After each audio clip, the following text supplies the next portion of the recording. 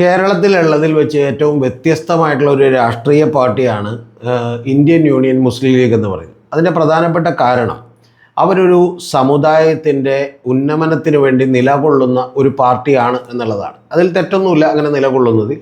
പക്ഷേ നമ്മുടെ ഇവിടെ കോൺഗ്രസോ അല്ലെങ്കിൽ CPM-ഓ CPI-യോ RJD-യോ അത്തരത്തിലുള്ള പാർട്ടികളൊന്നും തന്നെ അങ്ങനെ ഏതെങ്കിലും ഒരു സമുദായത്തിന് വേണ്ടി നിലകൊള്ളുന്നതല്ല. ആ പാർട്ടികളൊക്കെ തന്നെ പറയുമ്പോൾ അവരെല്ലാവരും പറയുന്നത് സമൂഹത്തിലെ താഴേക്കിടയിലുള്ള സാധാരണക്കാരായ ആളുകളുടെ എല്ലാം ഉന്നമനത്തിന് വേണ്ടി നിലകൊള്ളുന്ന ഒരു പാർട്ടിയാണെന്നാണ്. മുസ്ലിം ലീഗിൻ്റെ കാര്യത്തിലൊക്കെ തന്നെ അങ്ങനെയൊക്കെയാണ് പറയുന്നതെങ്കിൽ പോലും യാഥാർത്ഥ്യം ഇതാണ്. കാരണം അവരൊരു സമുദായത്തിൻ്റെ കൂടി പ്രതിനിധീകരിക്കുന്ന ഒരു പാർട്ടിയാണ്. അപ്പോൾ അത്തരത്തിലുള്ള പാർട്ടികൾക്ക് സാധാരണ കേരളത്തിൽ വലിയ ഗ്രിപ്പുണ്ടായിട്ടില്ല എന്നുള്ളത് നമുക്കെല്ലാം അറിയാൻ കഴിയുന്ന ഒരു കാര്യമാണ്. അപ്പോൾ നേരത്തെ NSS-ഉം അതുപോലെ തന്നെ SNDP-യും ഒക്കെ പല പാർട്ടികളെ പരീക്ഷിച്ചെങ്കിൽ പോലും അതിനൊന്നും രാഷ്ട്രീയത്തിൽ അത്ര നിൽക്കാൻ കഴിഞ്ഞില്ല എന്നുള്ളത് നമുക്കറിയാം. ഏറ്റവും ഒടുവിൽ SNDP-യൊക്കെ ഈഴവ സമുദായത്തിന് വേണ്ടിയൊക്കെ രൂപീകരിച്ചിട്ടുള്ള BDJS-ൽ പോലും അത്തരത്തിലൊരു നിലനിൽപ്പുണ്ടായില്ല. ഏറ്റവും ആദ്യത്തെ തെരഞ്ഞെടുപ്പിൽ 4% വോട്ടുകളിൽ നിന്ന് പിന്നീട് കേവലം 1% വോട്ടുകളിലേക്ക് അവർ കുറയുകയാണ് ചെയ്തിട്ടുള്ളത്. ഇപ്പോൾ അവരുടെ ശക്തി എന്നൊക്കെ പറയുന്നത് വളരെ നാമമാത്രമായിട്ടുള്ളൊരു കാര്യമാണ്. പിന്നെ നമുക്കറിയാം BJP-യും സംഘപരിവാരവും ഒക്കെ ശ്രമിച്ചുകൊണ്ടിരിക്കുന്നത് ഒരു ഹിന്ദു മതത്തിനെ റെപ്രസെൻ്റ് ചെയ്യുന്നൊരു പാർട്ടിയാണ് എന്നൊക്കെ നമുക്ക് പറയാമെങ്കിൽ പോലും അത് പലപ്പോഴും അങ്ങനെ ടോട്ടലി റെപ്രസെൻ്റ് ചെയ്യുന്നുണ്ടോ അല്ലെങ്കിൽ അങ്ങനെ റെപ്രസെൻ്റ് ചെയ്യാനുള്ള സാധ്യതകളുണ്ടോ എന്നുള്ളതൊക്കെ വളരെ പരിമിതമായിട്ടുള്ളൊരു കാര്യമാണ്. അല്ലെങ്കിൽ അവർക്കൊന്നും ഇപ്പോൾ കേരളത്തെ സംബന്ധിച്ചിടത്തോളം അത്ര വലിയൊരു വോട്ട് ബേസ് ഉണ്ടാക്കിയെടുക്കാനായിട്ട് അവർക്ക് കഴിഞ്ഞിട്ടില്ല. പക്ഷേ മുസ്ലിം ലീഗിൻ്റെ കാര്യത്തിൽ അതല്ല. മുസ്ലിം സമുദായത്തിനിടക്ക് തന്നെ വലിയ കാര്യമായിട്ടുള്ള ഒരു പിന്തുണ നേടാൻ അവർക്ക് കഴിഞ്ഞിട്ടുണ്ട്. അങ്ങനെ അവരുടെ നിലനിൽപ്പ് അവർ ഏതാണ്ട് അടിസ്ഥാനം അവർ ഉറപ്പിച്ചിട്ടുണ്ട്.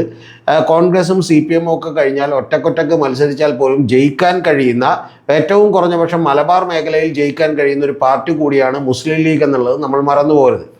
പക്ഷെ അവർ ചരിത്രത്തിലില്ലാത്ത, സമാനതകളില്ലാത്ത വലിയ പ്രതിസന്ധിയിലാണ് അവർ എത്തിപ്പെട്ടിട്ടുള്ളത് എന്നുള്ളത് അവരുടെ നേതാക്കൾ പോലും മനസ്സിലാക്കുന്നുണ്ടോ എന്നുള്ളത് എനിക്ക് സംശയമാണ്. കാരണം യഥാർത്ഥത്തിൽ ഒരു സംഘിവൽക്കരണം എന്ന് പറയുന്ന ഒരു കാര്യം മറ്റ് ആളുകളിലൊക്കെ ആരോപിക്കുന്നത് പോലെ മുസ്ലിം ലീഗിലേക്ക് കൂടി പിടികൂടിയിരിക്കുന്നു എന്നുള്ളതാണ്. അല്ലെങ്കിൽ അത്തരത്തിൽ അവരുടെ അണികളെങ്കിലും ചിന്തിച്ചു തുടങ്ങിയിരിക്കുന്നു, അവരുടെ പോഷക സംഘടനകളെങ്കിലും ചിന്തിച്ചു തുടങ്ങിയിരിക്കുന്നു എന്നുള്ളത് മുസ്ലിം ലീഗിനെ സംബന്ധിച്ചിടത്തോളം അവരുടെ അടിത്തറ ഉലക്കാൻ പോകുന്ന ഏറ്റവും പ്രധാനപ്പെട്ട കാര്യമാണ്.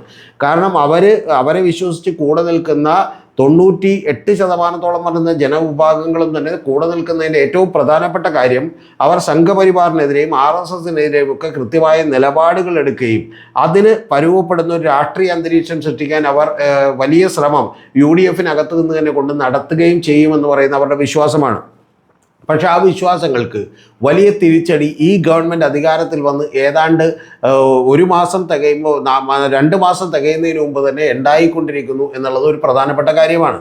കാരണം നിങ്ങൾ അറിയേണ്ടത്, ഏറ്റവും ആദ്യം നമുക്കറിയാം, ഇപ്പോൾ PM നിയാസ് എന്ന് പറയുന്ന കോൺഗ്രസിൻ്റെ തന്നെ ഒരു നേതാവ് ഒരു ഹിന്ദു സംഘപരിവാർ ബന്ധമുള്ള ഒരാളെയാണ് തെരഞ്ഞെടുപ്പ് കമ്മീഷനായി നിയമിക്കാൻ പോകുന്നത്. ശേഷാദ്രിനാഥനെ നിയമിക്കരുത് എന്ന് പറഞ്ഞ് ബഹളമുണ്ടാക്കിയിട്ട് പോലും അതിൽ KM ഷാജി അടക്കമുള്ള ആളുകൾ അതിനെക്കുറിച്ച് യാതൊരുവിധ അഭിപ്രായവും പറഞ്ഞില്ല എന്നുള്ളത് നിങ്ങളൊന്ന് ആലോചിക്കണം.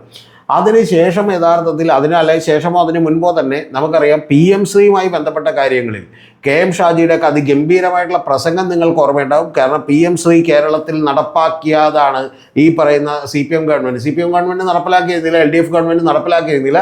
പക്ഷേ ഷാജി കുറച്ചുകൂടി എക്സാജറേറ്റ് ചെയ്ത് പറയുമ്പോൾ അങ്ങനെ വരുമല്ലോ. കാരണം നടപ്പാക്കുമ്പോൾ അവിടെ ആ പാഠപുസ്തകങ്ങളിൽ നിന്ന് ഇറങ്ങിപ്പോയ നെഹ്റുവും ഗാന്ധിജിയും ഒക്കെ ഇറങ്ങിപ്പോയവരാണ്.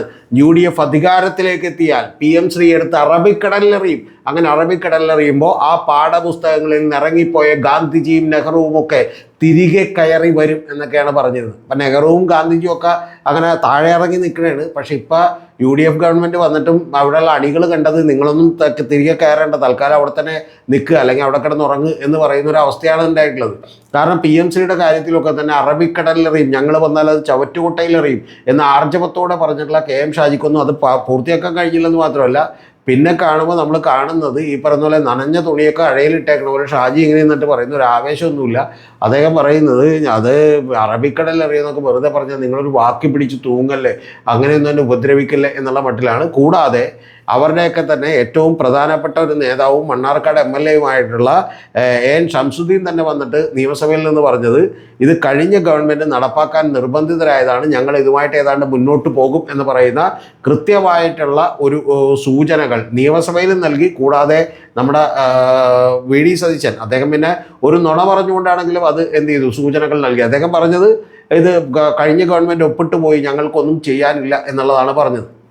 ഇതിനേക്കാളൊക്കെ തൊട്ടു മുമ്പ് വഖഫ് ബോർഡിൻ്റെ പ്രശ്നവുമായി ബന്ധപ്പെട്ട് യഥാർത്ഥത്തിൽ അത് പിന്നെ ഈ മുസ്ലിം ലീഗിൻ്റെ അണികൾക്കല്ല പ്രശ്നമുണ്ടാക്കുന്നത്, യഥാർത്ഥത്തിൽ മറ്റാളുകൾക്കാണ്, ക്രിസ്ത്യൻ സമുദായത്തിലൊക്കെ തന്നെയാണ്.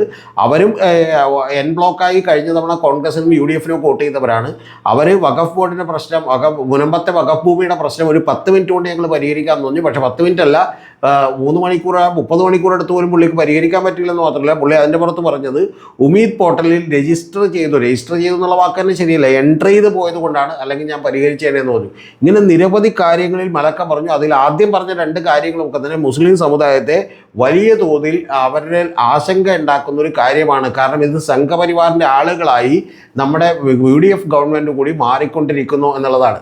ഇതിനെല്ലാത്തിന് ശേഷമാണ് നമുക്കറിയാം ഗവൺമെൻറ് പ്ലീഡർമാരുടെ നിയമനം നടന്നത്. അതിനു മുമ്പ് തിരുവിതാംകൂർ ദേവസ്വം ബോർഡിലേക്ക് സ്പെഷ്യൽ ഗവൺമെൻറ് പ്ലീഡറായിട്ട് KB പ്രദീപിനെ നിയമിക്കുന്ന കാര്യമുണ്ടായി. ആ KB പ്രദീപിനെ നിയമിച്ചപ്പോൾ തന്നെ അത് അദ്ദേഹത്തിന് സംഘപരിവാർ ബന്ധമുള്ളതാണെന്ന് പറഞ്ഞു. അഡ്വക്കേറ്റ് ജനറലിനെ നിയമിച്ചപ്പോൾ ജാജു ബാബുവിന് അത്തരത്തിൽ ബന്ധമുണ്ടായിരുന്നു എന്ന് പറഞ്ഞു. ഇതെല്ലാം കേട്ട് സഹിച്ച് തരിച്ച് എന്ത് ചെയ്യണമെന്നറിയാതെ നിൽക്കുന്ന സമസ്തയും മുസ്ലിം ലീഗിൻ്റെ മറ്റ് പോഷക സംഘടനകളും അവരുടെ അണികളുമൊക്കെ തന്നെ വലിയ അസ്വസ്ഥരാണ്.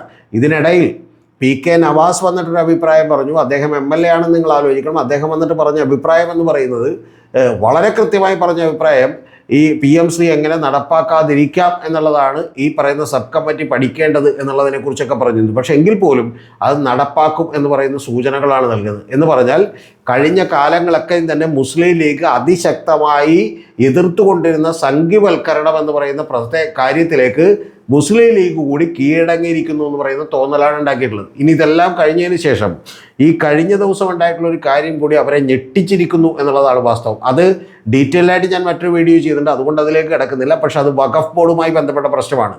വഖഫ് ബോർഡിലേക്ക് 11 പേരെ നോമിനേറ്റ് ചെയ്യണമെന്നുള്ളതുകൊണ്ട് പുതിയ 2025 കേന്ദ്ര ഗവൺമെൻറ് പാസ്സാക്കിയ നിയമപ്രകാരം ആ 11 പേരിൽ 2 പേര് അമുസ്ലിങ്ങളായിട്ടുള്ള ആളുകളായിരിക്കണം, അതായത് മുസ്ലിം ഇതര മതങ്ങളിൽ നിന്നുള്ള ആളുകളായിരിക്കണം എന്ന് പറഞ്ഞു.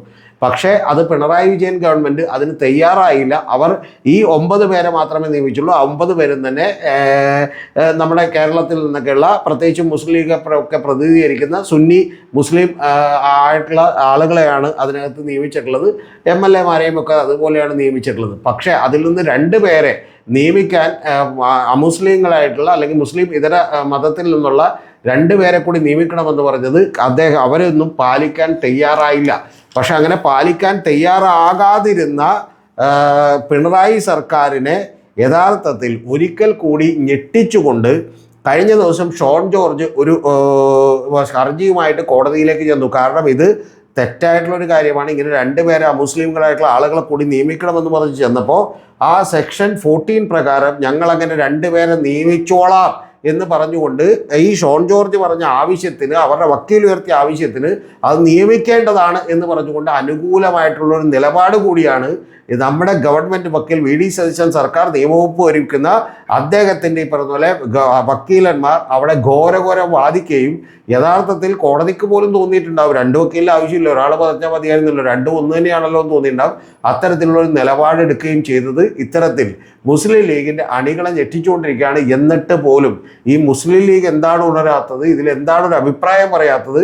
ഇത്തരം കാതലായിട്ടുള്ള മുസ്ലിം സമുദായത്തെ ബാധിക്കുന്ന വലിയ വലിയ പ്രശ്നങ്ങളിൽ പോലും നിങ്ങൾ എന്തുകൊണ്ടാണ് ഇത്തരത്തിലൊരു അഭിപ്രായം പറയാത്തത് എന്ന് പറയുന്ന വലിയ വിഷമം അവരുടെ അണികളിലും സമസ്ത പോലെയുള്ള സംഘടനകളിലും മറ്റ് സംഘടനകളിലേക്കൊക്കെ തന്നെ വ്യാപിച്ചു കൊണ്ടിരിക്കുന്നു. കഴിഞ്ഞ 10 കൊല്ലമായി അധികാരമില്ലാതിരുന്നതും പ്രത്യേകിച്ചും കച്ചവടക്കാരൊക്കെ ആയിട്ടുള്ള നിരവധി നേതാക്കന്മാരാണ്. അവരെ സംബന്ധിച്ച് അധികാരമില്ലാതിരിക്കുക ശ്വാസം മുട്ടുന്നതിന് മെയിനെ പിടിച്ച് നമ്മൾ കരയിലിടുന്നത് പോലെ തന്നെയാണ്. അതുകൊണ്ട് ഏത് വിധേനയും അധികാരം കിട്ടുക, കഴിഞ്ഞ 10 കൊല്ലങ്ങളിൽ നടക്കാതിരുന്ന കച്ചവടങ്ങളൊക്കെ നടത്തുക എന്നുള്ളതാണ് ഉദ്ദേശമെന്ന് നമുക്കറിയില്ല. എന്താണെങ്കിലും അതൊക്കെ നടത്തുന്നതിന് വേണ്ടി VD സതീശൻ്റെ കീഴിൽ വളരെ സൈലൻ്റായിരിക്കുന്ന നേതാക്കന്മാരെയാണ് നമ്മൾ കാണുന്നത് എന്ന് മാത്രമല്ല VD സതീശന് വേണ്ടി ന്യായീകരിക്കാൻ മറ്റാരും തന്നെ രംഗത്ത് വരാതിരിക്കുമ്പോൾ പല കാര്യങ്ങളിലും ഒരു കാര്യം നിങ്ങൾക്ക് ഓർമ്മയുണ്ടാവുമല്ലോ, നമ്മളെ കുട്ടനാട് MLA വന്ന് ഒരു സബ്മിഷൻ ഉന്നയിക്കുകയും അവധി കൊടുക്കണം, ഒരു മൂലം വള്ളങ്ങൾക്ക് പ്രാദേശിക അവധി കിട്ടുമോ എന്ന് ചോദിക്കുകയും അത് ഞങ്ങൾ പരിഗണിക്കാമെന്ന് പറയുകയും ഇരിക്കുമ്പോൾ തന്നെ കുഞ്ഞാലിക്കുട്ടി സാഹിബിൻ്റെ അടുത്ത് അത് ഒരിക്കലും കൊടുക്കൂല എന്ന് പറയുകയൊക്കെ ചെയ്തതിന് ശേഷം ആകെ അദ്ദേഹത്തെ ന്യായീകരിക്കാൻ വേണ്ടി വന്ന് നാണം കെട്ടുപോയത് കുഞ്ഞാലിക്കുട്ടി സാഹിബാണെന്ന് നിങ്ങൾ മറന്നു പോരുത്. കൂടാതെ ഈ പറയുന്ന തെരഞ്ഞെടുപ്പ് കമ്മീഷനെ നിയമിക്കുന്നതുമായി ബന്ധപ്പെട്ട കാര്യങ്ങളിൽ അത് തദ്ദേശ സ്വയംഭരണ വകുപ്പുമായി ബന്ധപ്പെട്ട കാര്യമാണ്. അതുകൊണ്ട് തന്നെ KM ഷാജി വന്ന് ഈ മുഖ്യമന്ത്രിയെ ന്യായീകരിക്കുന്നതൊക്കെ നമ്മൾ കണ്ടതാണ്. ഇതെല്ലാം കണ്ട് അമ്പരന്ന് അത്ഭുതപ്പെട്ട് നിൽക്കുകയാണ് യഥാർത്ഥത്തിൽ പാവപ്പെട്ട സാധാരണക്കാരായിട്ടുള്ള മുസ്ലിം സമുദായാംഗങ്ങളായിട്ടുള്ള മുസ്ലിം ലീഗിൻ്റെ അണികൾ, അവരുടെ ഈ പറഞ്ഞ പോലെ പോഷക സംഘടനകൾ. ഇത് അതുകൊണ്ട് തന്നെ മുസ്ലിം ലീഗിന് വലിയ തിരിച്ചടിയായിക്കൊണ്ടിരിക്കുകയാണ്. ആ തിരിച്ചടികളിൽ നിന്ന് വലിയ തോതിൽ മീനെ പിടിക്കാൻ ജമാഅത്തെ ഇസ്ലാമിയും അതുപോലെ തന്നെ SDPയും പോലെയുള്ള മറ്റു പാർട്ടികളും കൂടി ശ്രമിക്കും എന്നുള്ളത് കൂടി ലീഗ് മറന്നു പോകരുത്. ഇതിൻ്റെയൊക്കെ അടിസ്ഥാനം എന്ന് പറയുന്നത് ഞങ്ങൾക്കൊക്കെ പ്രായമായി, ഇനിയിപ്പോൾ കിട്ടുന്ന സ്ഥലത്ത് എന്ത് ചെയ്യുക, ഒരു സ്ലോട്ടർ വെട്ടാം എന്ന് പറയുമല്ലോ, നമ്മളിപ്പോൾ മറ്റേ കടുംവെട്ട് എന്നൊക്കെ പറയുന്ന പോലെ വെട്ടുവെട്ടാം, ഇനി ബാക്കിയുള്ളത് എന്തെങ്കിലും ആകട്ടെ എന്നൊരു തീരുമാനമാണെങ്കിൽ നിങ്ങൾ യഥാർത്ഥത്തിൽ മുസ്ലിം ലീഗ് എന്ന് പറയുന്ന, ഇന്ത്യൻ യൂണിയൻ മുസ്ലിം ലീഗ് എന്ന് പറയുന്ന ഒരു രാഷ്ട്രീയ പാർട്ടിയുടെ കടക്കൽ കത്തിവെക്കുകയാണ്.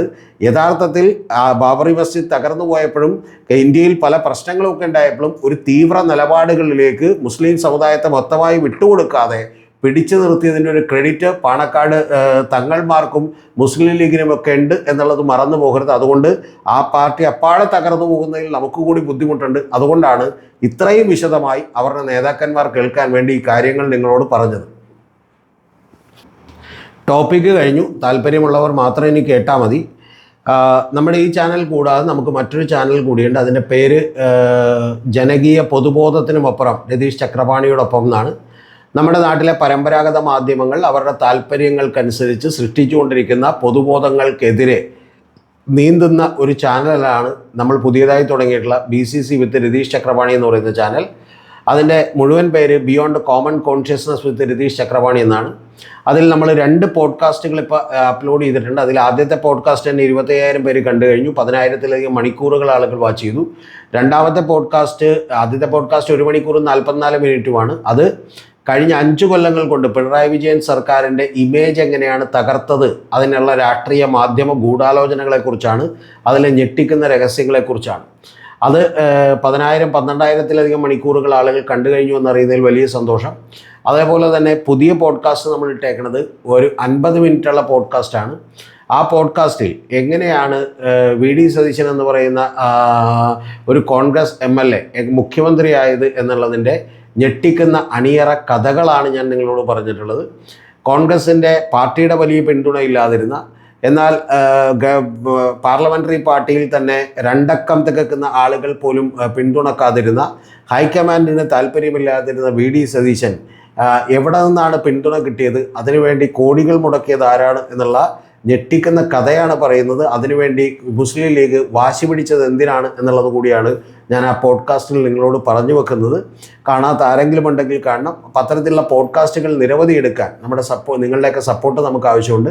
ആ സപ്പോർട്ട് ചെയ്യാൻ കഴിയാവുന്നവർക്ക് 2 തരത്തിൽ സപ്പോർട്ട് ചെയ്യാം. ഒന്ന്, നമ്മുടെ ഈ ചാനലിൻ്റെ മെമ്പർഷിപ്പ് എടുത്തുകൊണ്ട് സപ്പോർട്ട് ചെയ്യാം. അത് ലെവൽ 1 മുതൽ ലെവൽ 6 വരെയുള്ള ഡിഫറൻ്റ് ആയിട്ടുള്ള എമൗണ്ടുകളുണ്ട്, അതിലെടുത്തുകൊണ്ട് സപ്പോർട്ട് ചെയ്യാം. മെമ്പർഷിപ്പ് എടുത്തത് കൊണ്ട് നിങ്ങൾക്ക് പ്രത്യേകമായിട്ട് എന്തെങ്കിലും വീഡിയോകളൊന്നും ഉണ്ടാവില്ല. ഏതാനും ചില വീഡിയോകൾ നേരത്തെ കാണാം എന്നുള്ളത് മാത്രമേ ഉള്ളൂ. രണ്ടാമത്തേതെന്ന് പറയുന്നത് നമ്മുടെ അക്കൗണ്ടിലേക്ക് നേരിട്ടും നിങ്ങൾക്ക് അത്തരത്തിൽ ഫിനാൻഷ്യലി സപ്പോർട്ട് ചെയ്യാവുന്നതാണ്. അതിൻ്റെ ഗൂഗിൾ പേ നമ്പറും അക്കൗണ്ട് നമ്പറും ഒക്കെ കൂടി താഴെ കൊടുത്തിട്ടുണ്ട്. നിങ്ങൾക്ക് ചെയ്യാൻ കഴിയുന്നവർക്ക് മാത്രം ചെയ്താൽ മതി, താല്പര്യമുള്ളവർ ചെയ്താൽ മതി, നിർബന്ധമൊന്നുമില്ല. നിങ്ങൾ ചെയ്യുകയാണെങ്കിൽ നമുക്ക് തീർച്ചയായിട്ടും ഈ പറഞ്ഞ പോഡ്കാസ്റ്റുകൾ എടുക്കാൻ കുറേ കൂടി എക്സ്പെൻസീവാണ്, അതുകൊണ്ട് അത് വലിയ സഹായമായിരിക്കും. ഇനി അതല്ല, നിങ്ങൾക്കത് കഴിയാത്ത ആളുകളാണെങ്കിൽ നമ്മുടെ ചാനൽ കാണുകയും നമ്മുടെ വീഡിയോകൾക്ക് താഴെ നിങ്ങളുടെ അഭിപ്രായങ്ങളൊക്കെ രേഖപ്പെടുത്തുകയും, അത് വിമർശനങ്ങളാണെങ്കിലും അഭിനന്ദനങ്ങളാണെങ്കിലും ഒക്കെ രേഖപ്പെടുത്തുകയും ചെയ്യുക. തീർച്ചയായിട്ടും അതെല്ലാം തന്നെ നമ്മൾ കൗണ്ട് ചെയ്യുന്നുണ്ട് എന്നുള്ളത് നിങ്ങൾ ഓരോരുത്തരും ഓർക്കുക. അപ്പോൾ നമ്മുടെ ചാനലിൻ്റെ പേരൊരിക്കൽ കൂടി മറന്നു പോകേണ്ട, BCC വിത്ത് രതീഷ് ചക്രപാണി എന്നാണ്.